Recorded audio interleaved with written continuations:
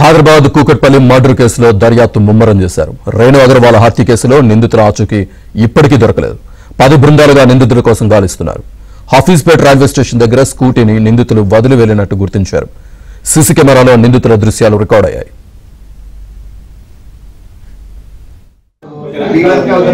देखो उसके बाद मेरा गेट के पास का फोटो किसको लगा दो पूरा, ठीक है? ये होने के बाद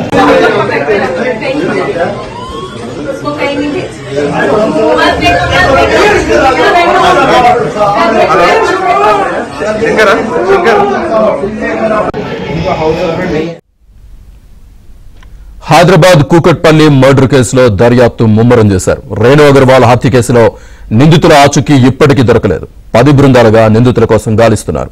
హఫీజ్పేట్ రైల్వే స్టేషన్ దగ్గర స్కూటీని నిందితులు వదిలి వెళ్లినట్టు గుర్తించారు. సీసీ కెమెరాలో నిందితుల దృశ్యాలు రికార్డ్ అయ్యాయి.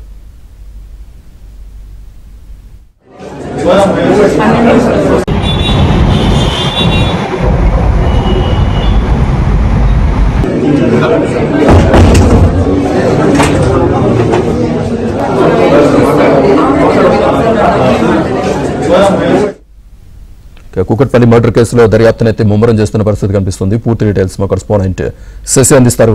శశి,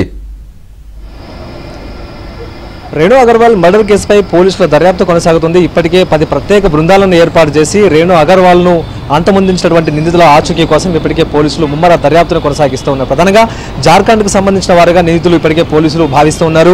సో అందుకనుగుణంగానే జార్ఖండ్ కూడా ఇప్పటికే ప్రత్యేకంగా ఒక టీంను కూకట్పల్లి పోలీసులు ఇక్కడ నుంచి పంపించినటువంటి సందర్భం. ప్రధానంగా లా అండ్ ఆర్డర్ పోలీసులతో పాటు సిసిఎస్ టాస్క్ ఫోర్స్ పోలీసులు ఈ మొత్తం కూడా ఒక 10 బృందాలుగా ఏర్పడి ఈ కేసు డిటెక్ట్ చేయడానికి ఇప్పటికే సమిష్టిగా కృషి చేస్తున్నటువంటి సందర్భం. ప్రధానంగా ఈ నిందితులు ఎవరైతే ఇద్దరు ఉన్నారో ఇద్దరు రేణు అగర్వాల్ను చంపిన తర్వాత రేణు అగర్వాల్ కుటుంబానికి సంబంధించినటువంటి ద్విచక్ర వాహనంతోనే ఇద్దరు నిందితులు కూడా పరారయ్యారు. ఇద్దరు కూడా హఫీజ్పేట్ పోలీస్ స్టేషన్ వద్దకు చేరుకుని అక్కడే ఆ బండిని వదిలేసి పరారయ్యారు. అయితే ఇప్పటికే ఆ ద్విచక్ర వాహనాన్ని పోలీసులు స్వాధీనం చేసుకున్నారు. అనంతరం కూకట్పల్లి పోలీస్ స్టేషన్ కు తరలించారు. అయితే ఇద్దరు కూడా హఫీజ్పేట్ రైల్వే స్టేషన్ వైపు వెళ్ళినట్టుగా కూడా ప్రజెంట్ మనకు అందుతున్నటువంటి సమాచారం. అయితే హఫీజ్పేట్ పోలీస్ స్టేషన్ లో లోపలికి ఎంటర్ అయినటువంటి సీసీటీవీ ఫుటేజ్ అయితే మాత్రం లభ్యమైంది. కానీ అయితే నిందితులు లోపలికి వెళ్ళిన తర్వాత రైల్వే స్టేషన్ లో సీసీటీవీలు కనిపించలేదు. అయితే రైల్వే స్టేషన్ లో సీసీటీవీ ఫుటేజ్ లేకపోవడంతో ప్రధానంగా ఇద్దరు ట్రైన్లోనే జార్ఖండ్ వైపు వెళ్ళారా, లేకపోతే రోడ్డు మార్గాన్ని ఇంకా ఇతర మార్గాలు ఎక్కడికైనా వెళ్ళారన్న అంశాల గురించి ప్రజెంట్ ఇప్పుడు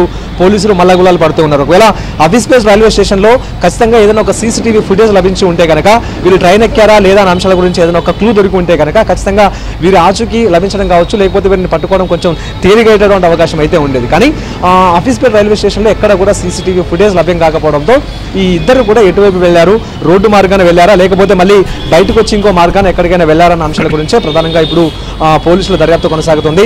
ఇక బాలనగర్ డీసీపీ సురేష్ కుమార్ కేసులో దగ్గర నుండి మరి పర్యవేక్షిస్తూ ఉన్నారు. కాసేపటి క్రితమే ఆయన కూకట్పల్లి పోలీస్ స్టేషన్కు చేరుకున్నారు. ప్రస్తుతం ఈ కేసుకు సంబంధించిన అంశాలతో పాటు ఈ కేసులో ఎలాంటి పరిణామాలు చోటు చేసుకుంటూ ఉన్నాయి, ఏమైనా పురోగతి ఉందా లేదా అనేటటువంటి అంశాల మీద ఇప్పటికే కూకట్పల్లి పోలీసులను అడిగి తెలుసుకుంటున్నటువంటి సందర్భం. కేసు ఇన్వెస్టిగేషన్ సంబంధించినటువంటి అంశాల మీద ఇటు పోలీసులకు సూచనలు కూడా చేస్తూ ఉన్నారు. వాస్తవానికి టెక్నికల్ ఎవిడెన్స్ కూడా ఏమీ లభించకపోవడంతో కొంత ఇన్వెస్టిగేషన్ స్లోగా కొనసాగుతుందంటూ కూడా చెప్పుకోవచ్చు. వాస్తవానికి ఇటు రేణు అగర్వాల్ను హత్య చేసినటువంటి వారిలో రోషన్ మరియు హర్ష ఉన్నారు. వాస్తవానికి రోషన్ గత కొద్ది రోజుల క్రితం, అంటే సుమారుగా కొన్ని నెలల క్రితం నుంచి ఈ రేణు అగర్వాల్ మృతురాలు ఎవరైతే ఉన్నారో వారి బంధువుల ఇళ్లలో ఆయన పనిచేస్తూ ఉన్నారు. సో ఆయన నమ్మకంగా పనిచేస్తూ ఉండడంతో ఈ మధ్య కాలంలో తమ ఇంటికి కూడా ఒక పని మనిషి కావాలంటూ కూడా కోరినటువంటి సందర్భం. ఇటు రేణు అగర్వాల్ దంపతులు కోరడంతో ఇక హర్ష అనేటటువంటి వ్యక్తిని గత 11 రోజుల క్రితం తీసుకుని వచ్చారు పని మనిషి కోసం. అయితే ఇంట్లో వంట పనితో పాటు ఇంటి పని చేస్తున్నటువంటి సందర్భంలో ఇంట్లో బంగారం ఆ తర్వాత నగలు ఉండటాన్ని గమనించినటువంటి ఇద్దరు కూడాను ఎలాగైనా వాటిని కాజేయాలంటూ కూడా పథకం పన్నారు.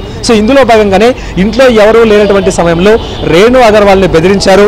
ఇంట్లో ఉన్నటువంటి లాకర్ ఓపెన్ చేయాలంటూ కూడా ఆమెను తీవ్రంగా బెదిరించారు. ఆమె లాకర్ ఓపెన్ చేయకపోవడంతో ఆమెను చిత్రహింసలు గురి చేశారు. సుమారుగా 17 చోట్ల ఆమెకు కత్తిపోట్లు ఇప్పటికే ఉన్నట్టుగా పోలీసుల దర్యాప్తులో వెల్లడైంది.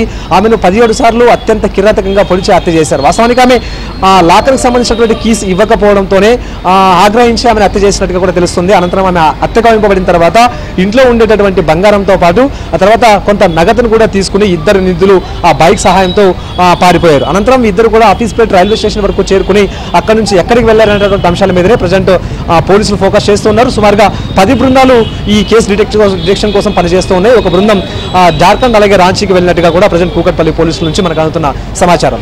Srinivas, right, thank you Shashi.